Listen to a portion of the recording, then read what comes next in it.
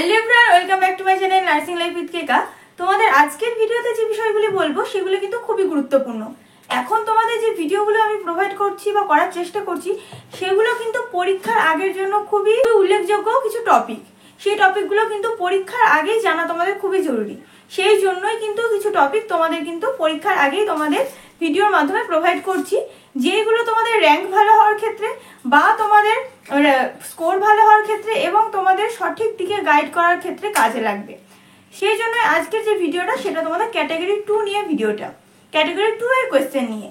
দেখো তোমরা কিন্তু অনেকেই আমাকে ক্যাটাগরি 2 নিয়ে কোয়েশ্চেন করো।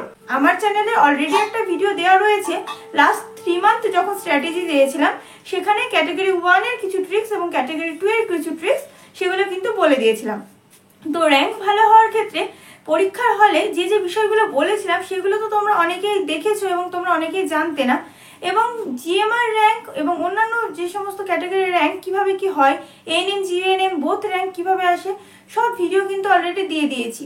কিন্তু এরপরেও আমার মনে হচ্ছে তোমাদের এই বিষয়টা খুবই বলা জরুরি যে ক্যাটাগরি 2 এর কোয়েশ্চেনগুলো তোমরা কিভাবে সলভ করবে, কোন ক্ষেত্রে কোনগুলো অ্যাটেম্প্ট করবে, কোনগুলো অ্যাটেম্প্ট করবে না। তো এই বিষয়গুলো পুরোটা ভিডিওটা ডিটেলসে জানাবো। তো ভিডিওটি খুব ছোটই হতে চলেছে, স্কিপ না করে পুরো ভিডিওর সঙ্গে থাকো। তো প্রথমেই বলি, তোমরা তো জানোই ক্যাটাগরি 1 এবং ক্যাটাগরি 2 দুটোই কোয়েশ্চেন থাকবে, ওএমআর শিটে ফিল আপ করতে হবে এবং সেক্ষেত্রে 4টে করে অপশন থাকবে। ঠিক আছে, ক্যাটাগরি 1 এর তো জানোই, তাও একবার বলে রাখি। ক্যাটাগরি 1 এর হলো কি যে তোমার 4টে অপশন থাকবে, 4টে অপশনের মধ্যে একটাই অপশন ঠিক। প্রত্যেকটা কোয়েশ্চেনের 1 নাম্বার করে মার্ক থাকবে, মানে প্রত্যেক কোয়েশ্চেন পিছু 1 মার্কস করে থাকবে এবং সেইখানকার কোয়েশ্চেনে নেগেটিভ মার্কিং আছে। নেগেটিভ মার্কিং কত? নেগেটিভ মার্কিং বলতে তোমাদের 1/4 মানে 0.25 করে, অর্থাৎ একটা যদি তুমি ভুল করো সঠিক নাম্বার থেকে 0.25 কাটবে। আরো সহজভাবে বোঝাতে গেলে 4টে যদি তোমার ভুল হয় তাহলে সেক্ষেত্রে কিন্তু তোমার সঠিক যে অ্যান্সারগুলো হয়েছে সেখান থেকে একটা প্রশ্নের উত্তর অর্থাৎ 1 নাম্বার বাদ যাবে। এটা গেল ক্যাটাগরি 1। এরপরে চলে আসবে ক্যাটাগরি 2। ক্যাটাগরি 2 এর কি থাকে? ক্যাটাগরি 2 এও 4টে অপশন থাকবে। এবার তোমাদের আমি একটা কথা বলি, ক্যাটাগরি 2 এর ক্ষেত্রে কোনগুলো অ্যাটেম্প করবে না করবে সবই কিন্তু বলবো ভিডিওতে, ভিডিওটা স্কিপ করো না।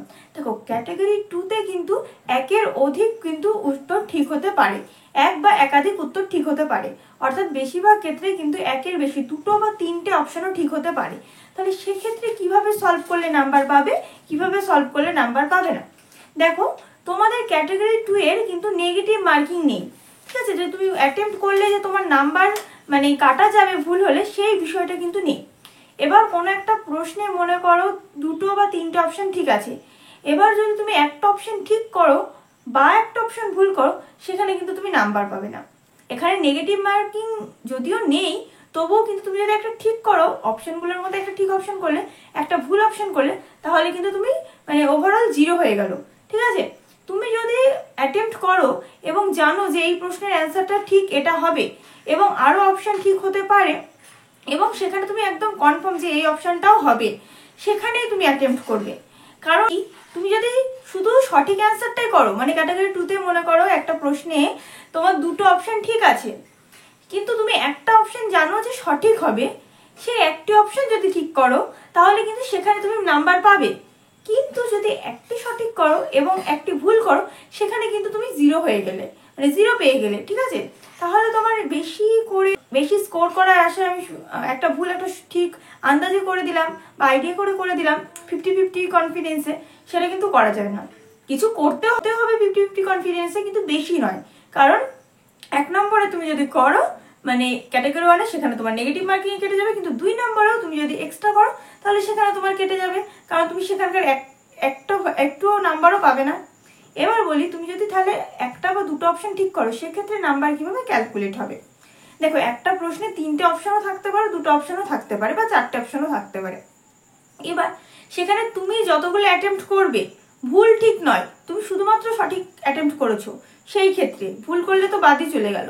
সেক্ষেত্রে ক্যালকুলেট হবে 2 ইন্টু তুমি যতগুলো অপশন ঠিক করেছো বাই যতগুলো অপশন সেই প্রশ্নে ঠিক আছে। মনে করো তুমি কোনো প্রশ্নে একটি অপশন সঠিক করেছো এবং সেখানে সেই প্রশ্নে 2টি অপশন সঠিক রয়েছে, তাহলে সেক্ষেত্রে তোমার ক্যালকুলেট হবে 2 ইন্টু 1, অর্থাৎ তুমি যতগুলো অপশন ঠিক করেছো 1 একটা করেছো বাই সেই প্রশ্নে কটা আছে 2, তাহলে 2 ইন্টু 1/2। তাহলে সেখানে কাটাকুটি করে তুমি তাহলে প্রশ্নটা কিন্তু 1 মার্কস পেয়ে গেলে। আশা করি বোঝাতে পারলাম। আরো একটা বলি, কোনো প্রশ্নে ধরো 3টে অপশন ঠিক আছে, তাহলে সেক্ষেত্রে কি হবে, সেক্ষেত্রে মনে করো তোমার তুমি করেছো 2টো অপশন ঠিক, তাহলে সেক্ষেত্রে কি হবে 2 গণিত তুমি যতগুলো করলে 2/3 মানে 2/3। এবার এটা তোমার ক্যালকুলেট করে যে পয়েন্টে নাম্বারটা আসবে সেটাই হয়ে যাবে তোমার ক্যাটাগরি 2 সেই প্রশ্নের জন্য নাম্বার। তাহলে আমরা এর থেকে কি বুঝতে পারলাম, ক্যাটাগরি 1 এর ক্ষেত্রে আমি একটা সাজেশন দেবো, তোমরা যেগুলো ভালো কনফিডেন্স আছে সেগুলোই অ্যাটেম্প্ট করো, মানে 50-50 কনফিডেন্সে 50% অ্যাটেম্প্ট করো, করতে চাইলে না, করতে চাইলে না করো। আর কিন্তু 100%ই 50-50 কনফিডেন্সে করো না, কারণ তুমি যতগুলো পজিটিভ মার্ক তুমি করবে তার ওপরও কিন্তু তোমার র্যাঙ্কটা তোমার আসবে আর কি, র্যাঙ্কটা নির্ভর করে যে তোমার র্যাঙ্ক কত হবে। আর স্কোর 1 হলেও, তোমার আমার স্কোর 1 হলেও কিন্তু র্যাঙ্কের ক্ষেত্রে নাম আসতে পারে 1000 জন আগে পরেও নাম আসতে পারে, 100 জন আগে পরেও নাম আসতে পারে, 200 জন আসতে পারে। বুঝতে পেরেছো? এবার কেন আসে, এবার কোন কোন ট্রিক্স ফলো করলে সেগুলো আমরা কমাতে পারবো, রিডিউস করতে পারবো সেই চান্সগুলো, এবং র্যাঙ্কটাকে ভালো পথে নিয়ে যেতে পারবো, সেই ভিডিওটা কিন্তু তোমাদের দিয়ে দিয়েছে। এবং তোমরা সত্যি অনেকেই আমাকে কমেন্ট করেছো, সবাই কমেন্ট করেছো এই বিষয়টা আমরা জানতাম না, অনেক হেল্পফুল হলো। তো তোমরা যারা এই ভিডিওটা নতুন দেখছো বা আমার চ্যানেলে নতুন, যাও কিন্তু এই ভিডিওটার সঙ্গে সমস্ত ইনফরমেটিভ ভিডিও তোমাদের জন্য যেগুলো রয়েছে সেগুলো কিন্তু দেখে এসো। যাই হোক, অনেক অন্য কথা বলা হয়ে গেল, মেন কথায় আসি। তাহলে ক্যাটাগরি 1 এর ক্ষেত্রে বলা গেল নেগেটিভ মার্কিংটা অ্যাভয়েড করার জন্য, আর ক্যাটাগরি 2 এর জন্য তুমি যে অপশনটা জানো কনফার্ম ঠিক সেটাই করো, আর যে ক্ষেত্রে তুমি জানো না সেক্ষেত্রে তুমি আন্দাজে 2-1টা দিতে পারো, তাহলে সেখানে নাম্বার পাবে না। মানে মনে করো একটা প্রশ্নে তুমি একদমই জানো না যে কোনটা হতে পারে, সেখানে তুমি 2-1টা ঠিক দিয়ে দিতেও পারো, কারণ ক্যাটাগরি 2 তে নেগেটিভ মার্কিং তো নেই, আর তুমি সেখানে জানছোও না, তো সেখানে 1টা বা 2টো অ্যাটেম্প্ট করলে কিন্তু তোমার যেহেতু নাম্বার থাকবে, তো সেইভাবে অ্যাটেম্প্টটা করবে, তাহলে আশা করি ভালো হবে। তাহলে আশা করি তোমাদের ক্যাটাগরি 2 এর ব্যাপারটা পুরোটা ক্লিয়ার। আর ক্যাটাগরি 2টাও তোমরা চেষ্টা করবে যেভাবে বললাম সেভাবে অ্যাটেম্প্ট করার পরীক্ষা হলে, তাহলে তোমাদের স্কোরটা কিন্তু অনেকটা বেটার আসতে পারে, র্যাঙ্কটা অনেকটা বেশি বেটার আসতে পারে। তাহলে আশা করি তোমরা সমস্তটাই বুঝতে পেরেছো। যদি ভালো লাগে ভিডিওটিতে লাইক করে দিও, চ্যানেলটিতে যারা নতুন আছো অবশ্যই সাবস্ক্রাইব করে দিও। আর তোমাদের কিন্তু জিএনএম এএনএম 2024 বা জিএনএম এএনএম রিলেটেড তোমাদের যাবতীয় প্রশ্ন তোমাদের যেরকম প্রয়োজন স্টেপ বাই স্টেপ কিন্তু আমার চ্যানেলে দিয়ে থাকি। তো তোমরা তাড়াতাড়ি যাও, নতুন যারা আছো চ্যানেলটাকে ভিজিট করে এসো, ভিজিট করে দেখবে তোমাদের যদি হেল্পফুল মনে হয় তাহলে অবশ্যই সাবস্ক্রাইব করে দাও। আর সাবস্ক্রাইব করলে বেল নোটিফিকেশন অন করতে ভুলো না, কারণ এখন কিন্তু তোমাদের একদম পরীক্ষার দৌড়গোড়ায় চলে এসছে নতুন নতুন ভিডিও, মানে তোমাদের প্রয়োজনীয় পরীক্ষার আগে প্রয়োজনীয় ভিডিওগুলো এখন কিন্তু তোমরা পেয়ে যাবে। তারপরেও কিন্তু কাউন্সিলিং সম্বন্ধিত বিষয়গুলি, কলেজ চয়েস, সমস্ত কিছু একদম স্টেপ বাই স্টেপ তোমাদের গাইড করে দেবো। সেই জন্য চ্যানেলটা সাবস্ক্রাইব করতে ভুলো না। আরও একটা কথা, যদি ভালো লাগে অবশ্যই লাইক করে বন্ধুদের শেয়ার করে দিও, শেয়ার করে দিলে তারাও বিষয়গুলি জানতে পারবে। তো দেখা হচ্ছে পরবর্তী ভিডিওতে। Thanks for watching.